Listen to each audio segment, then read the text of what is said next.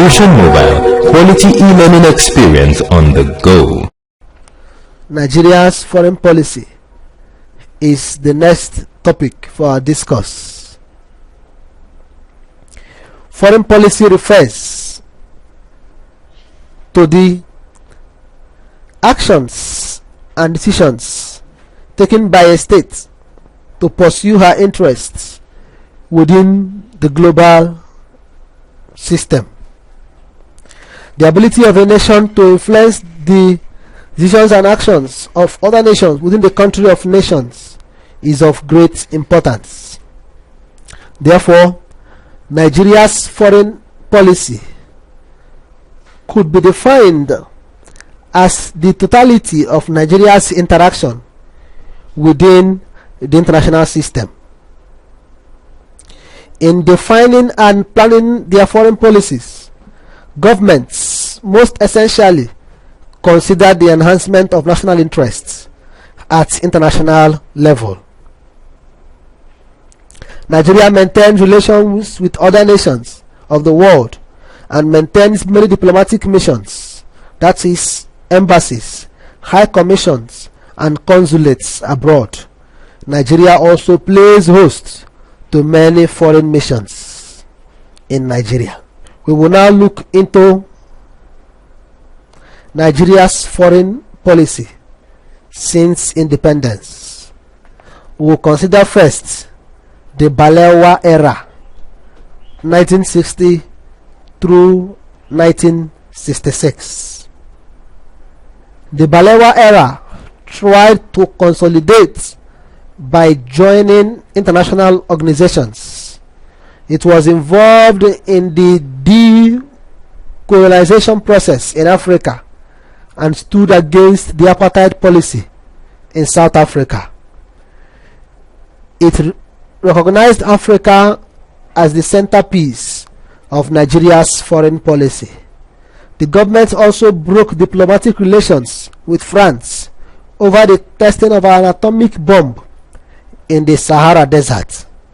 Also, Ian Smith's unilateral declaration of independence in Rhodesia in 1965 was vehemently opposed by the administration. It supported the expulsion of South Africa from the Commonwealth in 1961.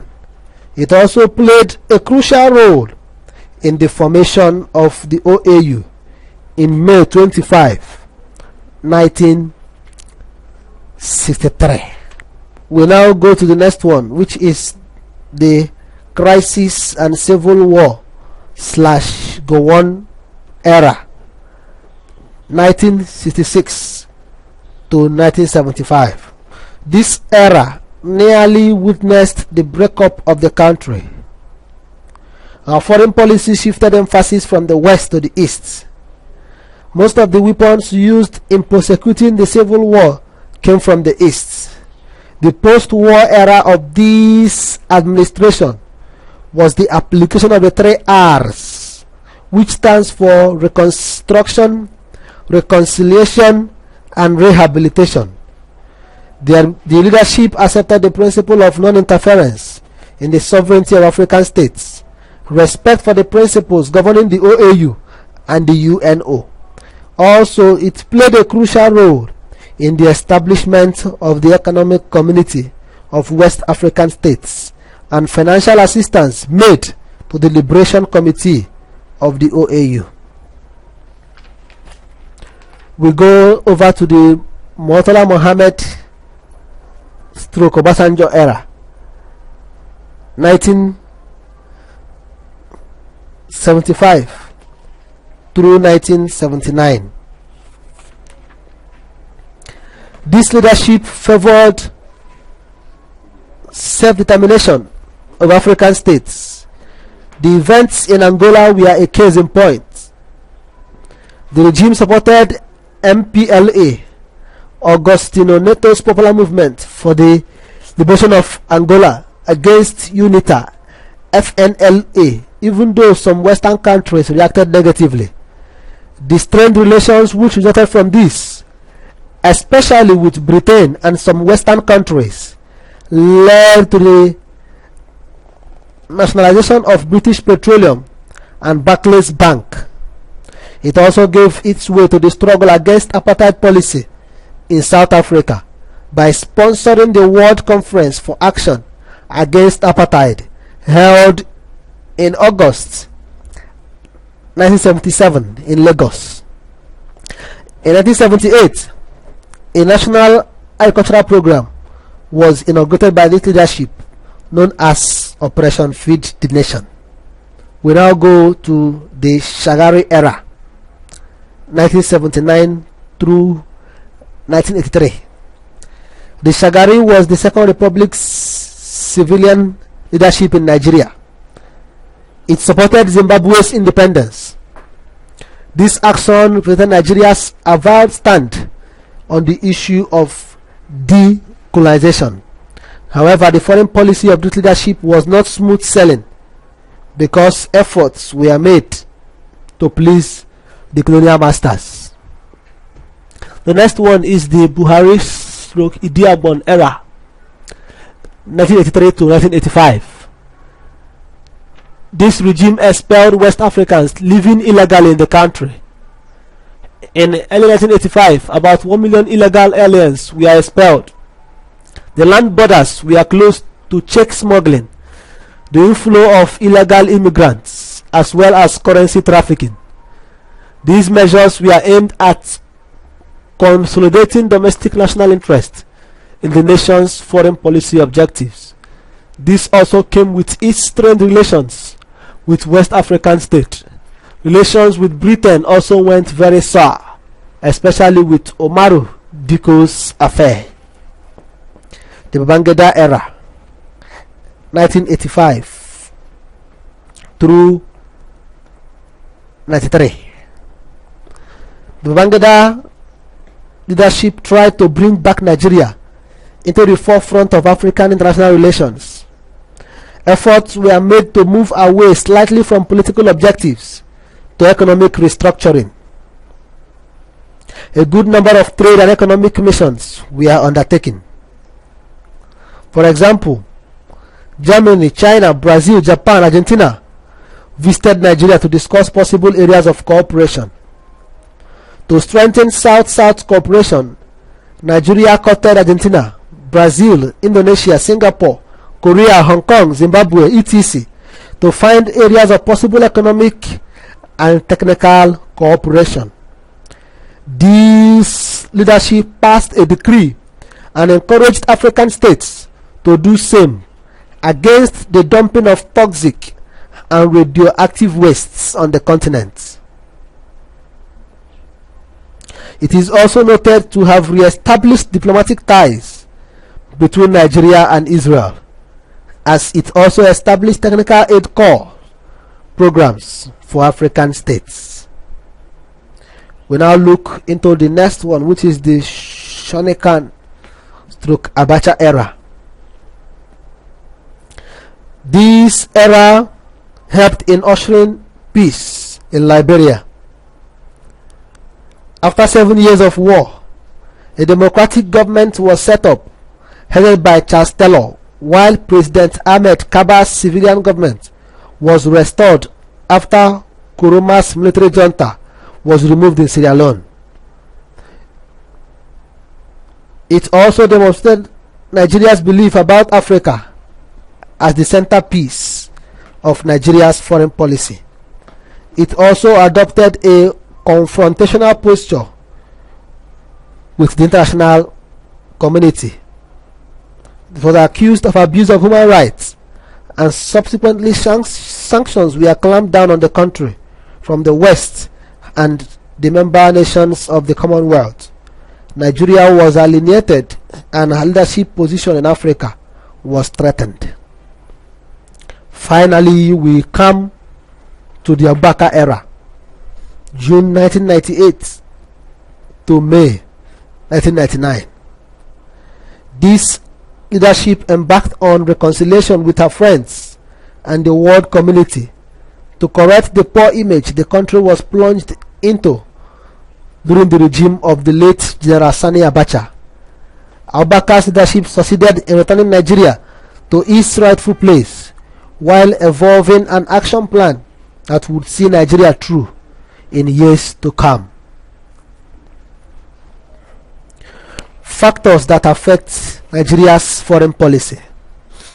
Number 1, the human resources, size and quality of the population of Nigeria affect her foreign policy formulation.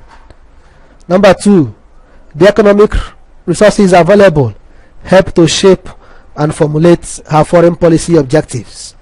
Number 3, previous commitments of the government in the areas of signing or entering into treaties, pacts or agreements, among others, with other countries has also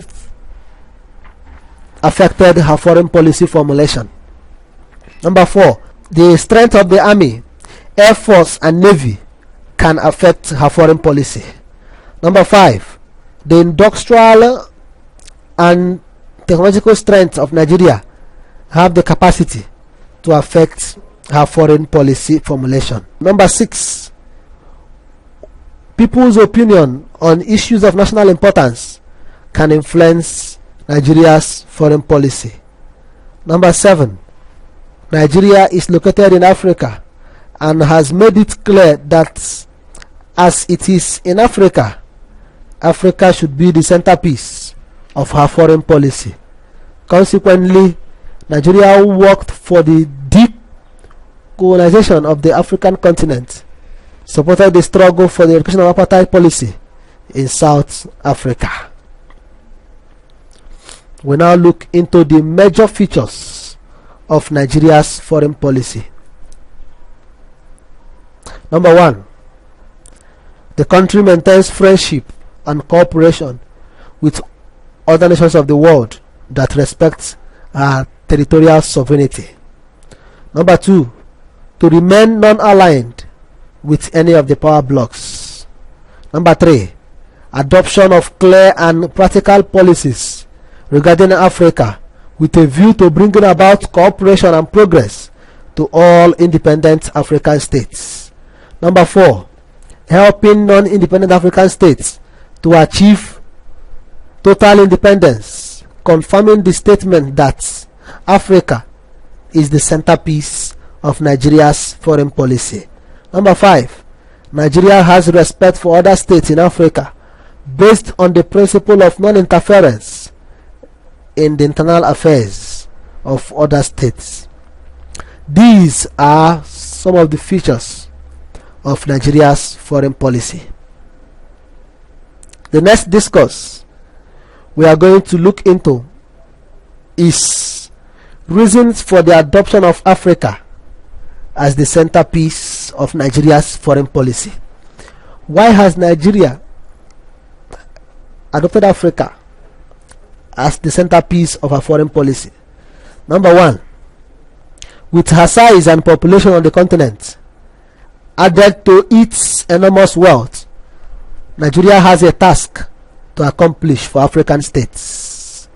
Number 2, to remind Africans of the political rivalries that have penetrated Africa, the danger inherent in this, and to pursue and unite African efforts in preventing Africa from becoming the theater of world crisis.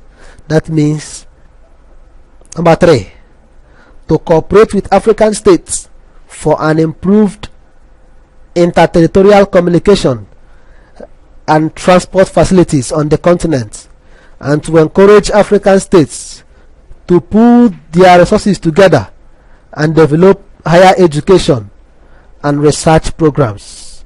Number 4, Nigeria made Africa centerpiece of our foreign policy because of the refusal of some colonial masters to grant independence to some African territories then under colonial rule.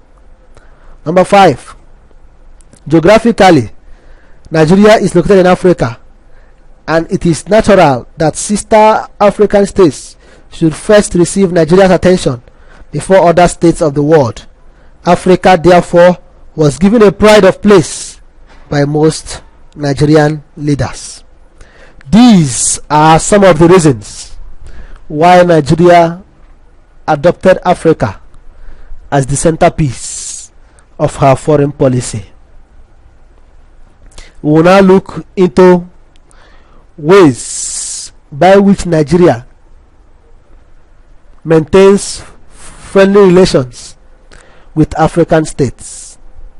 Number one, the establishment of bilateral economic and political relationships. Number two, promotion of multilateral economic stroke political relationships. Number three, active participation in economic union. Number four, grants and aids. That is, that Nigeria sends relief materials to victims of political stroke natural disasters. The technical aid core scheme, through which trained and skilled Nigerians in different fields assist some African countries, is an example of a way through which Nigeria sends relief and gives grants and aids to sister African states. Number five, through the initiation of peaceful settlement of crisis. Number six, through the peaceful resolution of disputes with her neighbors.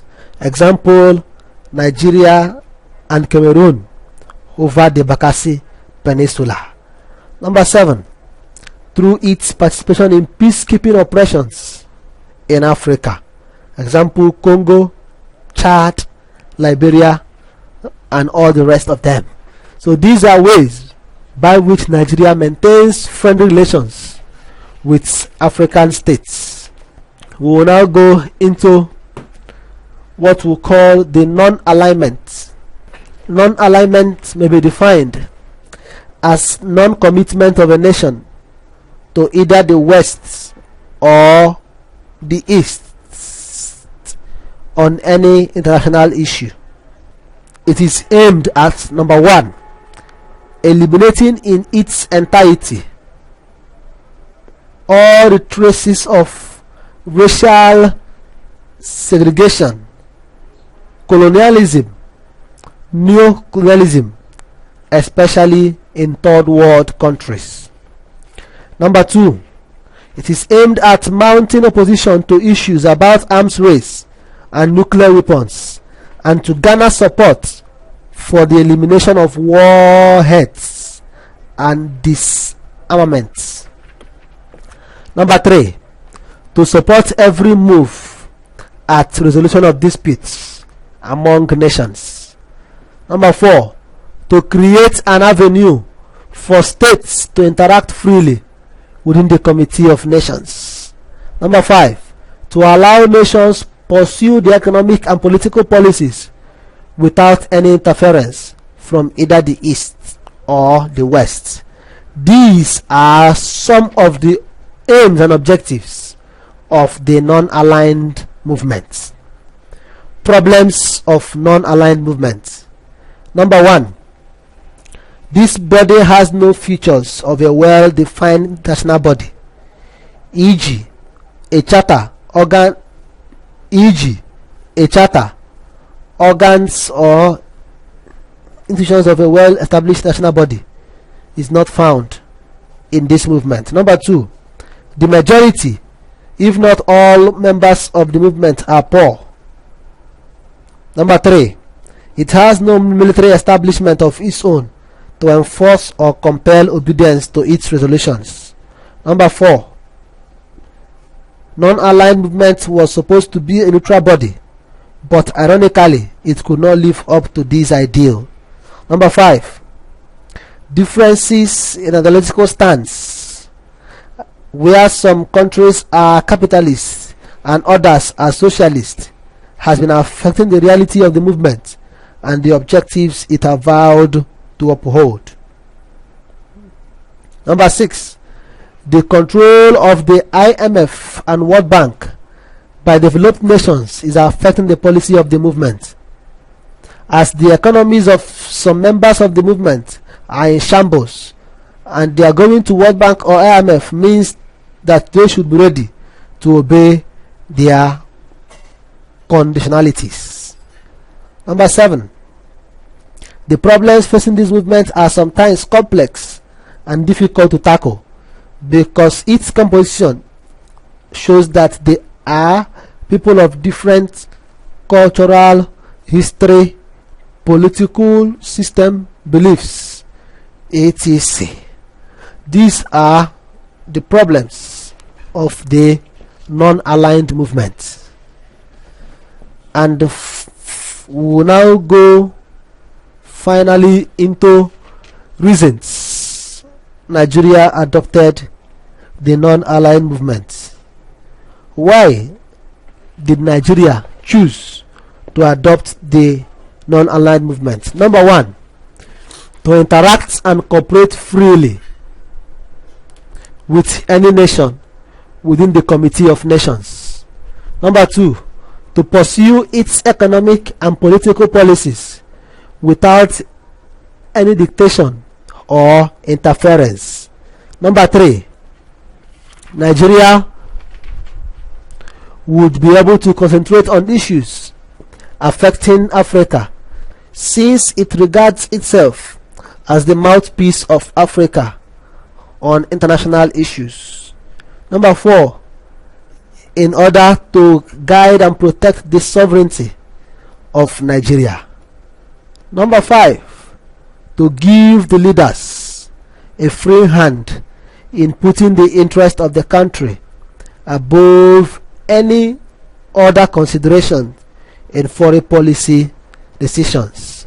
These are the reasons why Nigeria has adopted the non-aligned principle in its governance. So now we have come to the end of Nigeria's relation with other nations of the world. We have looked into the need for interactions. We have also looked into Nigeria's foreign policy, tracing it from the time of Balewa up to date. We have also looked into the non-aligned movements and the reason why Nigeria has chosen to adopt it. So here comes to the conclusion of our discussion on Nigeria's relation with other nations.